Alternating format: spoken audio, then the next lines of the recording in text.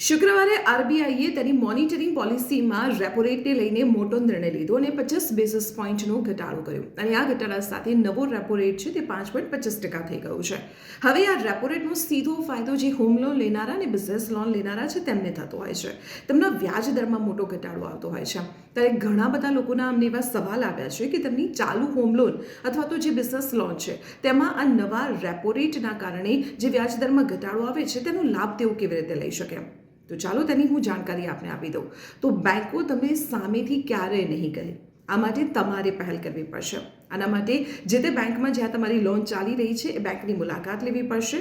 Loan counter પર જઈને તમારે તેના માટેનું એક પ્રિન્ટેડ ફોર્મ લેવું પડશે અને આ ફોર્મમાં તમારું નામ, સરનામું અને તમારો ખાતા નંબર આપવો પડશે.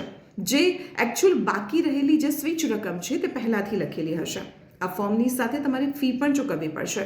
હવે આ ફી માટે તમારે ચેક આપવો પડશે. ફી કેટલી હશે તેની પણ વાત કરી લઉં તો આ ફી 2500 રૂપિયાથી લઈને લગભગ 6000 રૂપિયા સુધીની આસપાસની આ ફી હોય છે. પરંતુ હા, જો તમારી લોનનો ટેન્યોર હજુ લાંબો છે એટલે કે વધુ લોન પે કરવાની બાકી છે તો જ તમને આ નિર્ણયનો ફાયદો થશે. એક સામાન્ય વ્યાજ દરમાં થયેલો ઘટાડો પણ લાંબા ગાળે તમને લાખોનો ફાયદો કરાવી શકે છે.